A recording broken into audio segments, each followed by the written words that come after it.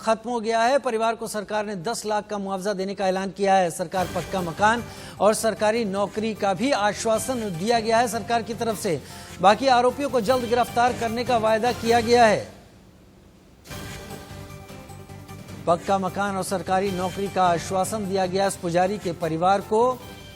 इस पुजारी को जलाकर मार डाला गया था। अब बाकी आरोपियों की जल्द गिरफ्तारी का सरकार ने वायदा किया है। तस्वीरें आप करौली से देख रहे हैं, जहां पर पूरा परिवार प्रदर्शन धरने पर था। अगर एक किसी को व्यक्ति को कुछ भी हो जाए तो इसका जवाब देना पड़ेगा, सरकार को जवाब देना पड़ेगा। ये देखो नहीं क्या काय करे गांव से आता मांग कर खाता है।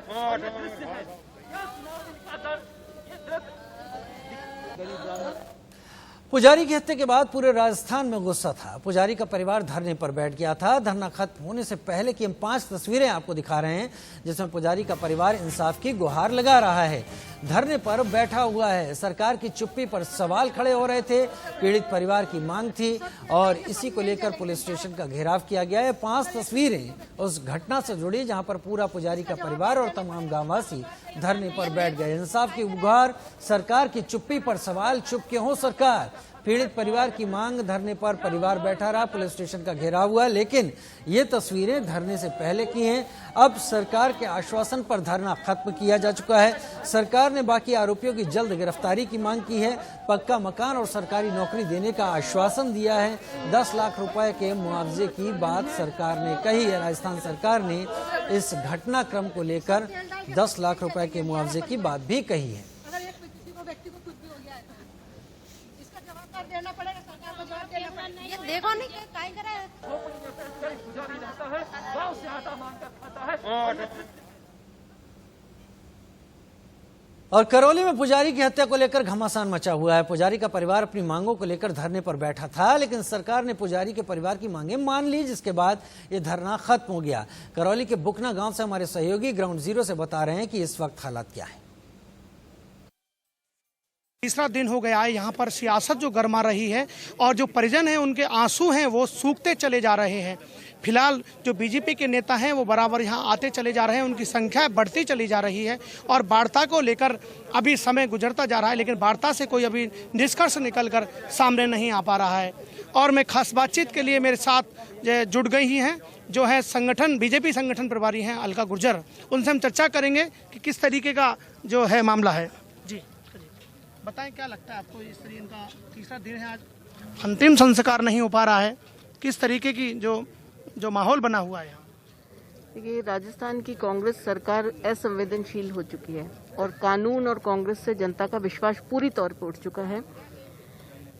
मोर्चरी से जब लाश को लेकर आए थे तब 5 मांगों पे सहमति बनी थी, लेकिन कोई भी सरकारी नुमाइंदा और जनप्रतिनिधि यहाँ नहीं पहुँचा है और मुख्यमंत्री जी सिर्फ ट्वीट करके कहते हैं हम परिवार के साथ हैं। दिग्गज लोग हैं जो चर्चा कर रहे थे किस तरीके से जो अंतिम संस्कार की जो बात आ रही है सामने, उन्होंने कहा है कि अंतिम संस्कार तो होना है हिंदू धर्म के अनुसार, लेकिन ये सरकार का जो नाकाम जो तरीका है, नाकाम सिस्टम है, वो बहुत ही गड़बड़ है। शर्मनाक बात है कि पुजारी की हत्या होना आज तीसरा दिन है और पुजारी को न्याय नहीं मिलना। मेरे सहयोगी शुभम तिवारी के साथ पुष्पेंद्र लवानिया, इंडिया न्यूज राजस्थान। पुजारी की हत्या को लेकर बीजेपी लगातार गहलोत सरकार पर हमलावर है। हमारे संवाददाता ने सांसद मनोज राजौरिया से इस मामले पर बातचीत की। कि बड़ी हृदय विदारक घटना है। जिस तरीके से पुजारी जी को जिंदा जला दिया गया अपराधियों द्वारा, पूरे गांव में, पूरे राजस्थान में आक्रोश है। और हमारी एक ही मांग है कि राजस्थान सरकार से कि पीड़ित परिवार को 50 लाख रुपए नगद दिए जाएं, साथ में एक व्यक्ति को सरकारी नौकरी दी जाए, पूरे जो प्रशासन यहाँ का थाना जो है उसको निलंबित किया जाए और अपराधियों को पकड़कर सख्त से सख्त सजा दी जाए।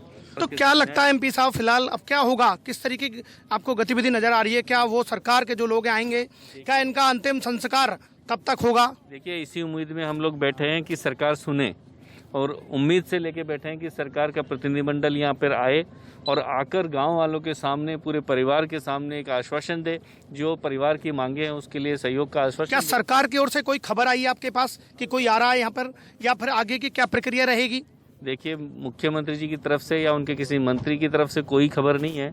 जिला प्रशासन की तरफ से हम संपर्क करने की कोशिश कर रहे हैं। पुष्पेंद्र लवानिया ज्यादा जानकारी के साथ करौली से हमारे साथ इस वक्त लाइव जुड़ गए हैं। पुष्पेंद्र, आपने लगातार बीजेपी के तमाम लोगों से, प्रतिनिधियों से बात की जो वहां पहुंचे हुए थे। कांग्रेस की तरफ से कितने लोग पहुंचे और अभी सबसे पहले तो ये बताएं कि अभी जब धरना खत्म हो गया है, अभी क्या स्थिति है, क्या क्या मांगे सरकार ने मान ली?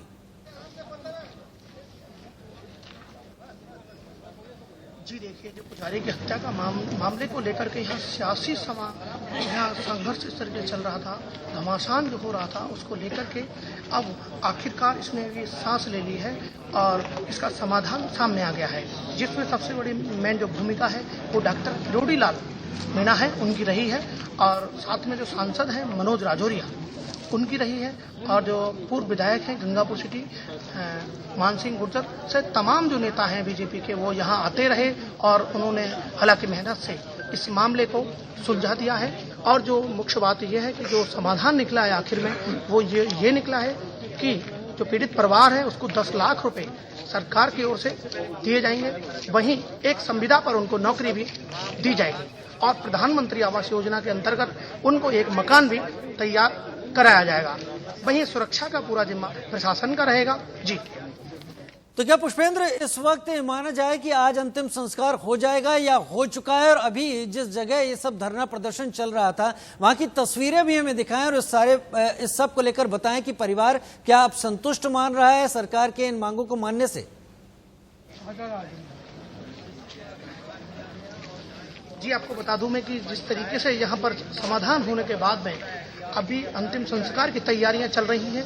घर से पुजारी जी को लाया गया है और जो शमशान घाट के अंदर उनकी तैयारियां चल रही हैं। मैं साफ तौर पर आपको यहाँ का नज़ारा भी दिखा देना चाहता हूँ कि जिस तरीके से जो शमशान में तैयारियां की जा रही हैं, जिस तरीके से आप देख सकते हैं कि यहाँ जो जमावड़ा है लोगों का, जो नेताओं का जमावड़ा है, वो भी साफ तौर पर आप तस्वीरों में देख सकते हैं किस तरीके से जो भीड़ है यहाँ पर देखने को मिल रही है। कुछ ही देर में यहाँ पर अंतिम संस्कार कर दिया जाएगा और इस मामले को लेकर लोगों में काफी चर्चा का विषय बना हुआ है। ये मुद्दा जो है देश भर में दौड़ा है और ये पालघर के बाद में करौली जिले के भूकना गांव का मामला चर्चित रहा है। जी, बहुत शुक्रिया पुष्पेंद्र लवानिया, तमाम जानकारी के साथ करौली से हमारे साथ जुड़े हुए थे।